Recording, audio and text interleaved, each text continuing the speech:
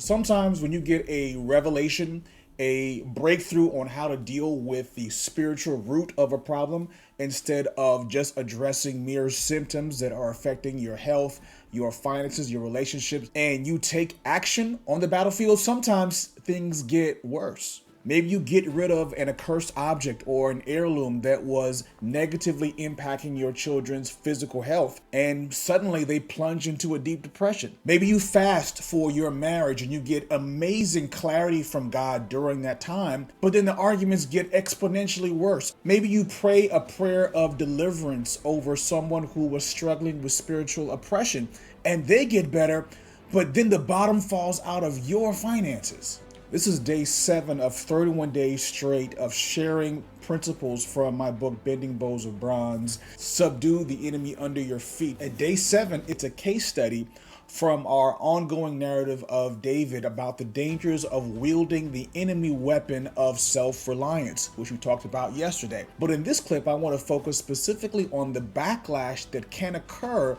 when we get a breakthrough on the spiritual battlefield. In our last case study, we saw that David makes a covenant with Jonathan. This is the breakthrough moment that occurs right before David flees the palace for good, and he ends up in the cave of Adullam, hiding out from Saul. But back at the palace, check out what Saul says to his servants in 1 Samuel 22 verse 8. He's frustrated that nobody can find David, and at this point the king is clearly being influenced by the evil spirit. Saul says, "All of you have conspired against me, and there is no one who reveals to me that my son has made a covenant with the son of Jesse." Now, in the book, I give my assessment on how I think Saul finds out about what was conceivably a private moment between David and Jonathan. He's been told by the prophet Samuel that God has taken the kingdom away from him and given it to another. The fact that Saul is furious about this covenant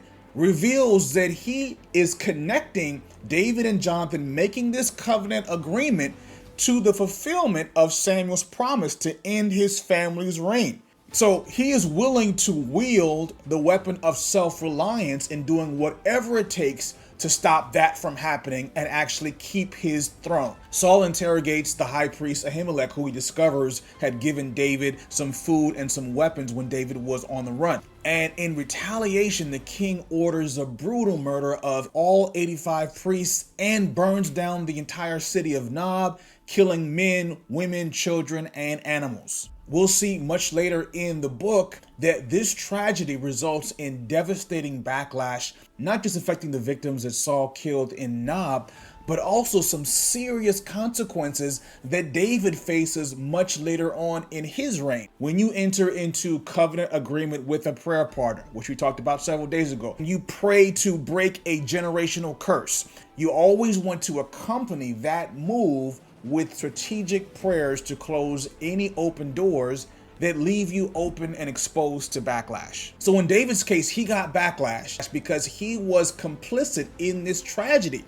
He lied to the high priest Ahimelech when he was on the run from Saul, claiming that he was on a secret mission for the king, when in reality, he was actually a fugitive. David's use of that enemy weapon of lying, which we call dissembling in the book, made him vulnerable to backlash. Here's one of the marching orders we have in today's chapter. When you enter into covenant agreement with somebody else, you go into or out of a season of prayer and fasting. You deliver a powerful message or presentation that shakes up Satan's kingdom. You need to pray immediately against spiritual retaliation. You want to ask the Spirit to expose any open doors, lying, resentment, some type of spiritual offense, some type of appetite that you've given into, and repent and close those doors before the enemy can leverage them in your life or in the life of those in your sphere of influence. Folks, if you have not yet started your 31-day journey, go ahead and grab the book at bendingbowsofbronze.com. Tomorrow we'll get into one of the darker weapons of enemy warfare, but Satan also has a version that's tailor-made for even the cleanest, most faithful believers, maybe even you.